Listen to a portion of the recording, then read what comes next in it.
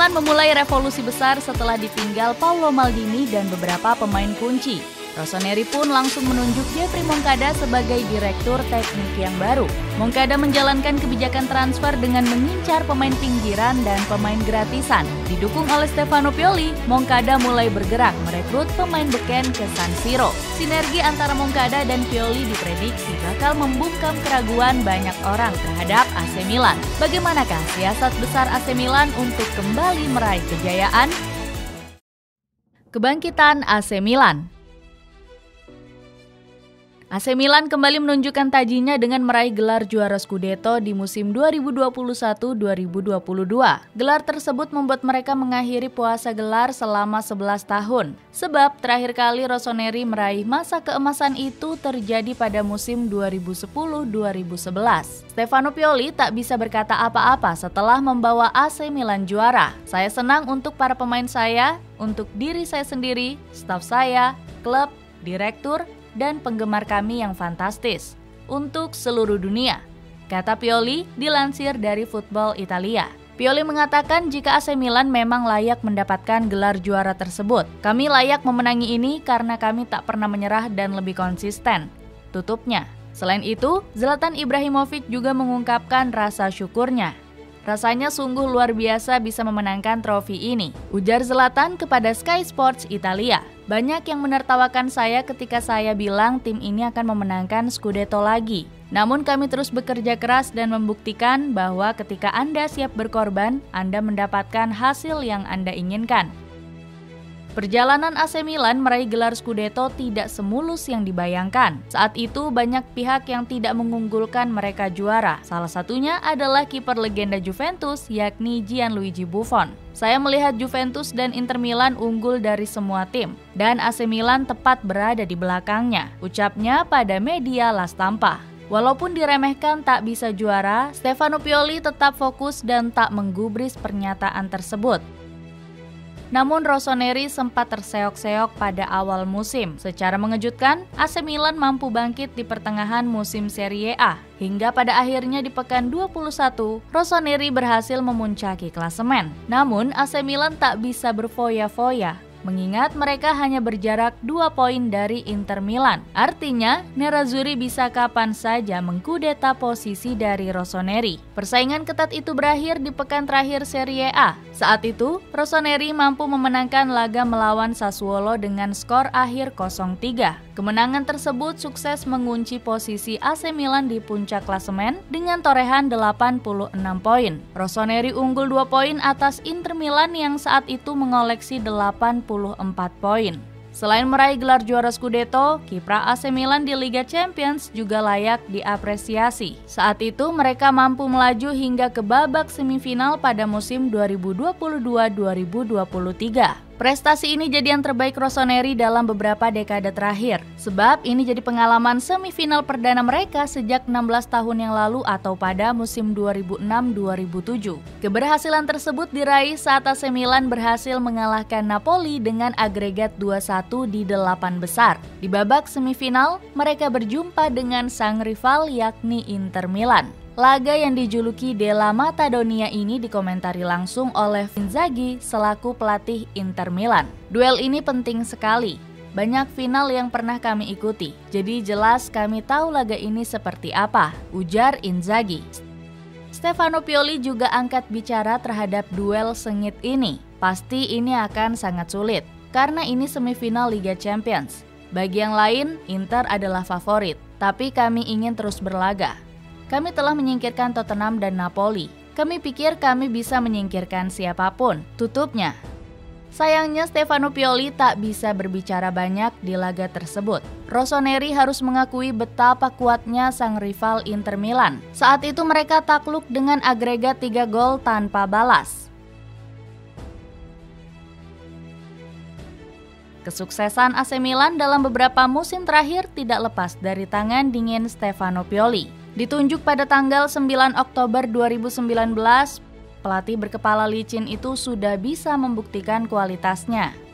Pioli menggantikan Marco Giampaolo yang didepak dari kursi kepelatihan. Tak butuh waktu lama, Pioli mampu membawa berbagai kesuksesan untuk skuad Rossoneri. Kesuksesan tersebut tak terlepas dari kebijakan transfer Pioli. Saat itu, dirinya dan manajemen berperan besar dengan merekrut pemain-pemain potensial. Pemain tersebut seperti Fikayo Tomori, Mike Migno, dan Olivier Giroud. Ketiga pemain tersebut sukses menjadi pemain kunci Rossoneri dalam meraih gelar Scudetto. Selain itu, pelatih berusia 57 tahun itu sukses membawa AC Milan melangkah jauh di Liga Champions. Di musim 2022-2023 mereka lolos hingga ke babak semifinal Liga Champions.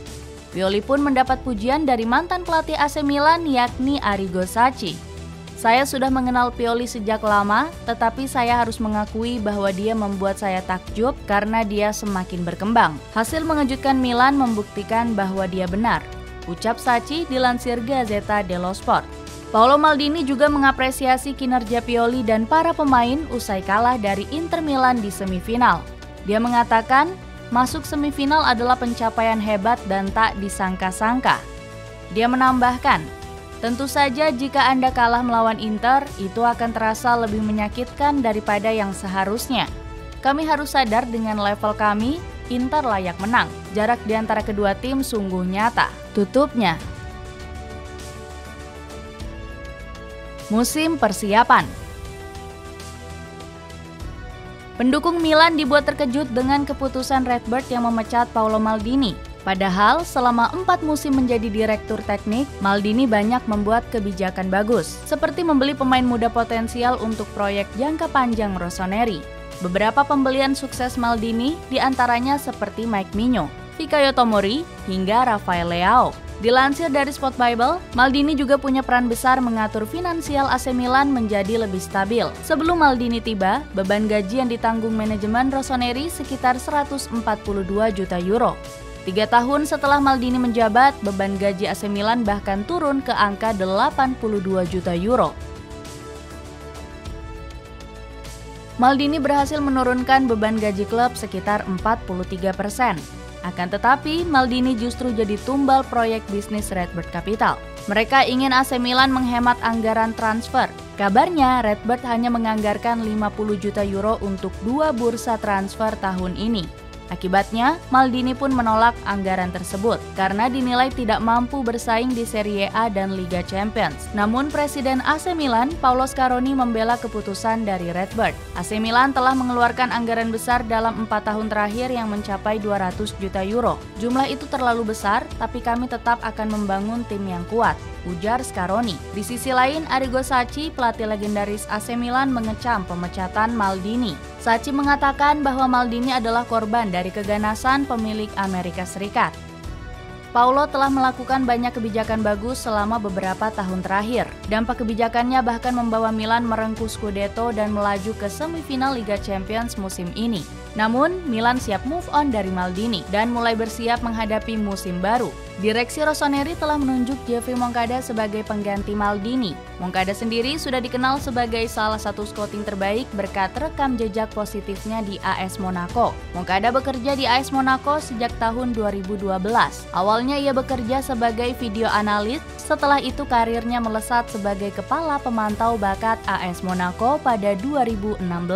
Salah satu prestasinya di AS Monaco adalah menemukan pemain-pemain muda potensial seperti Bernardo Silva, Thomas Lemar, Timo Bakayoko, hingga Kylian Mbappe. Moncada kemudian pindah ke AC Milan pada 2018 dan menjadi kepala pemantau bakat. Bersama Paolo Maldini dan Ricky Massara, Moncada membangun proyek jangka panjang skuad Rossoneri. Paolo Scaroni pun yakin Moncada bisa membawa AC Milan meraih kejayaan di Liga Champions. Kami sedang membangun tim yang akan cocok untuk berlaga di Liga Champions. Furlani dan Moncada melakukan pekerjaan baik di bursa transfer. Mereka bernegosiasi dengan cepat, tapi kami tidak akan terburu-buru hingga 31 Agustus, ujar Presiden AC Milan itu. Moncada juga dianggap punya visi misi yang sejalan dengan keinginan pelatih Rossoneri, Stefano Pioli. Keduanya menargetkan incaran transfer pada pemain muda dan pemain gratisan. Itu dilakukan untuk mengakali anggaran transfer AC Milan yang tidak banyak. Pioli juga membutuhkan pemain berpengalaman untuk mengisi kedalaman skuadnya yang tampil inkonsisten musim lalu. Pioli dan Moncada telah setuju untuk fokus memperkuat 2 posisi di bursa transfer kali ini. Posisi gelandang tengah dan striker muda jadi target prioritas yang akan diperkuat. Rencana besar AC Milan di bawah Gabriel Moncada dan Stefano Pioli dimulai dengan merekrut beberapa pemain incaran. Di bursa transfer musim panas ini, AC Milan sudah mendatangkan 5 pemain beken. Moncada berhasil mewujudkan permintaan Pioli untuk memperkuat lini tengah usai Sandro Tonali hengkang. Moncada bergerak cepat dan berhasil mendatangkan Ruben Loftus-Cheek dari Chelsea. Gelandang Inggris itu didatangkan dengan harga 17 juta pound sterling dengan durasi kontrak hingga 4 tahun. Alessandro Costa Curta mengomentari kedatangan Loftus-Cheek. Loftus-Cheek pemain yang sangat menarik bagi saya. Dia bisa memberikan banyak hal untuk tim, dari aspek serangan, fisik, dan kecepatannya. Namun Loftus-Cheek juga harus memperbaiki beberapa hal. Kemampuan intercept dan antisipasi waktunya harus ditingkatkan.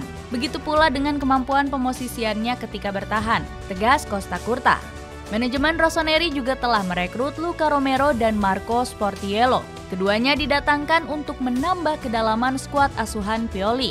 Romero yang bermain sebagai winger bisa jadi opsi tambahan di sisi sayap. Sementara Sportiello akan jadi pengganti Kyprian Tatarusanu sebagai kiper pelapis Mike Maignan. Tak berhenti di situ saja, pasukan merah hitam juga memboyong Christian Pulisic yang tak dibutuhkan Chelsea. Mantan pemain Borussia Dortmund itu antusias hengkang ke AC Milan. Inilah alasan saya datang ke sini. Untuk alasan apapun, saya tidak mendapatkan kesempatan di klub sebelumnya. Tapi sekarang bersama AC Milan, saya punya kesempatan besar untuk mencapai level tertinggi saya. Pioli dipercaya akan memainkan Pulisic di posisi sayap kanan.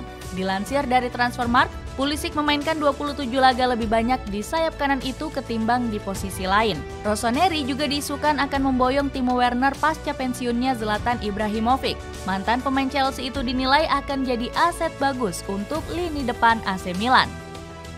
Skuad mengerikan AC Milan. Hadirnya para pemain anyar membuat Stefano Pioli memasang target besar. Mantan pelatih Inter Milan itu ingin membawa AC Milan menjadi pesaing juara di musim depan. Tak tanggung-tanggung, Pioli berhasrat bisa membawa gelar juara Serie A dan Liga Champions. Hal tersebut berkaca dari performa Rossoneri dalam beberapa musim terakhir. Semua tergantung dari ekspektasi dan apa yang diraih musim depan. Kalau kami ingin bersaing untuk gelar Scudetto dan lebih baik lagi di Liga Champions, berarti skuad ini harus diperbaiki, ujar Pioli dikutip dari Football Italia. Selain itu, Pioli juga dituntut untuk bisa menciptakan darah muda baru di dalam skuad. Seperti diketahui, pelatih berkepala pelontos itu bisa menelurkan bakat-bakat pemain muda seperti Rafael Leao. Bahkan, Leao sempat mendapat kritik habis-habisan karena performa buruknya. Kini, pemain asal Portugal itu menjadi pemain andalan Rossoneri di lini penyerangan. Untuk mewujudkan ambisinya, Pioli sudah merancangkan beberapa strategi dengan baik. Pelatih Italia ini dirumorkan akan mengubah kerangka permainan dari 4-2-3-1 menjadi 4-3-3. Perubahan terjadi setelah kedatangan Christian Pulisic ke skuad Rossoneri. Pemain asal Amerika Serikat ini pun tak membantah kabar itu karena ia ingin hijrah ke AC Milan. Sebelum bergabung, Pulisic sudah berkomunikasi intens dengan Pioli. Saya berbicara dengan Pioli dan benar-benar merasa AC Milan menginginkan saya. Saya lebih banyak bermain dan datang dari kiri, tetapi jika ada kesempatan untuk masuk dari kanan atau bahkan bermain di belakang striker, saya juga merasa nyaman. Hadirnya Pulisic akan membuat lini tengah Stefano Pioli akan lebih berwarna. Nantinya Pulisic akan ditemani oleh Rafael Leao yang mengisi posisi kanan dan Olivier Giroud di ujung tombak. Namun posisi Giroud masih belum dipastikan akan menjadi miliknya, sebab Rossoneri saat ini masih mencari sosok pesaing untuk sang bomber. Kabarnya AC Milan sudah mencapai kesepakatan dengan bomber Iran Mehdi Taremi. Berikutnya di lini tengah akan diisi oleh Tijani Reinders, Ruben Loftus-Cheek, dan Ismail Bennacer. Tijani dan Ruben merupakan pemain yang memang didambakan oleh Pioli. Ruben punya kemampuan dribbling dan area duel yang baik. Sementara Tijani punya kemampuan serba bisa dalam hal menyerang maupun bertahan. Terakhir, di posisi bek tengah masih ditempati oleh Fikayo Tomori dan Pierre Kalulu. Sedangkan bek sayap ada sang kapten David Calabria di sisi kanan dan Theo Hernandez yang tentu bakal melanjutkan kehebatan di musim lalu. Apakah dengan posisi seperti ini, AC Milan mampu meraih semua pencapaiannya sesuai dengan harapan? Tulis komentarmu di bawah ini.